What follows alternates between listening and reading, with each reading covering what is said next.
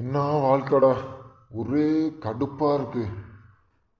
வீடு பார்க்க போனா நீ பேச்சுலராக இருக்க, வீடு தர மாட்டுறாங்க. அப்படியே வீடு கிடைச்சாலும் வாடகை ஓவராக சொல்கிறாங்க. சரி, கல்யாணம் முடிச்சிட்டாவது அப்படி போய் ஒரு வீடு பார்க்கலாம் பார்த்தா பொண்ணு அமைய மாட்டுது. கேட்டால் சொட்ட பையன் என்னது நீ ஆடி. என்ன செய்யணும்னே தெரியல.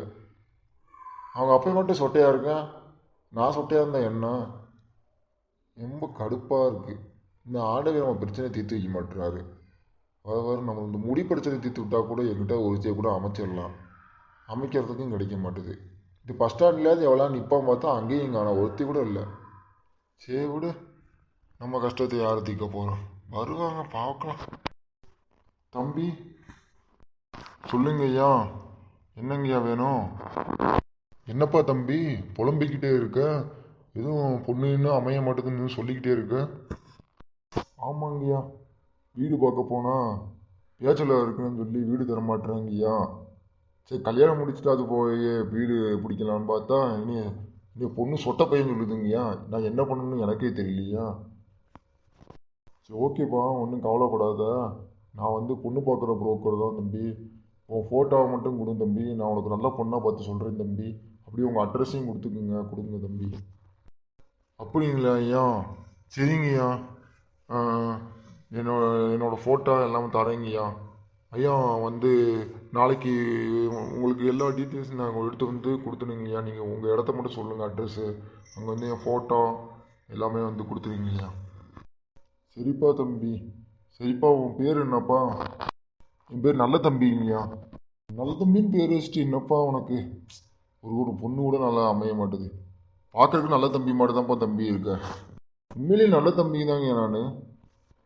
சரிப்பா நல்ல தம்பி, நாளைக்கு இதே இடத்துக்கு வந்துடு. அப்படியே நம்ம பொண்ணு வீட்டில் போயிட்டு பார்த்துட்டு வந்துடலாம். ஐயா உங்கள் பேர் என்னங்கய்யா? என் பேரா தம்பி? புரோக்கர் ஏகாம்பரம். என்னது ஏகாம்பரமா? ஐயா இந்த பேரை வெளியே எங்கிட்ட சொல்லிக்கிட்டு இருக்காதீங்கய்யா. என்னப்பா தம்பி சொல்கிற? ஆமாங்கய்யா, நேற்று அந்த பக்கத்து தெருவில் ஏகாம்பரம்னு ஒரு ஆள் படுத்து இந்த கிழவி காதில் இந்த தண்டட்டியை அத்துட்டு ஓடி போயிட்டாங்கய்யா. ஊருக்குள்ள தேடிக்கிட்டு இருக்காங்கய்யா. வெளியே இந்த பேரில் எதுவும் சொல்லிக்கிட்டு இருக்காதீங்கய்யா. அவ்வளோதான் இந்த உங்களை அப்படியே வெட்டி புதைச்சிருவாங்க. தம்பி அது நான் இல்லை தம்பி. நீ எங்கேயும் போய் என் பேரை என்கிட்ட சொல்லி என்னை கோர்த்து விட்டுறாது தம்பி. அவ்வளோதான் தம்பி, என்னை பொங்க வச்சுருவாயே தம்பி.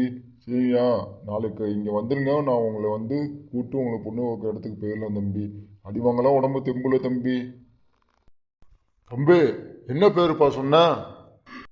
இவன் என்னடா உடம்பு ஃபுல்லாக கஜினி மாதிரி எழுதிட்டு வந்துருக்கான். ஐயோப்பா, இந்த ஆள் பேரை சொன்னோம்னா அவ்வளோதான், அவ்வளோதான் பொழந்துருவான் போல. வேற பேரை சொல்லுவோம். சொல்லுப்பா தம்பி, என்ன பேர் சொன்ன? உனக்குள்ளே நம்ம பேசிக்கிட்டே இருக்க, சொல்லு என்ன பேர் சொன்ன? இவராங்க அல்டா புரோக்கரு, பொண்ணு பார்க்குற புரோக்கருங்க. உங்களுக்கு எதுவும் பொண்ணு பார்க்கணுமாங்க? இவன் அல்டா புரோக்கரா? இவனைத்தான ரொம்ப நாளாக தேடிக்கிட்டு இருக்கேன். என் தம்பிக்கு 45 வயசு கிழவியை கல்யாணம் முடிச்சு வச்சான். எனக்கு என்ன 65 வயசு கிழவியை கல்யாணம் முடிச்சு வைக்க போறீங்களாடா? உங்கள் 2 பேர்த்தையும் அடித்து பொங்க வைக்க போகிறேன்டா. என்னது அடித்து பொங்க வைக்க போறீங்களா? அண்ணே நான் இல்லைண்ணே பொண்ணு புரோக்கரு, இவர் தானே பொண்ணு புரோக்கரு. நான் சும்மா பஸ் ஸ்டாண்ட் நிற்கிறவனே, பஸ் வரலன்னு சொல்லி நின்றுட்டு இருக்கேனே. அடா பாவி, கோர்த்து விடாதுன்னு சொல்லி இப்படி கோர்த்து விட்டேடா சாமி. இனிமேல் என் மூஞ்சிலே முடிக்காதடா. டேய் நில்டா, புரோக்கரு சப்பி போட்ட மாங்கொட்ட மாதிரி இருக்க. நீ பொண்ணு புரோக்கராடா? உன்னை அடித்து பொங்க வைக்கலாம். அட பாவிகளா, கொஞ்ச நேரத்தில் பஸ் ஸ்டாண்டை கலவரமாக்கி விட்டாங்களே. நல்ல வேலைக்கு தலைக்கு தகப்பாவோட தப்பிச்சுடா சாமி. இப்படியே ஓடிடுறா நல்ல தம்பி.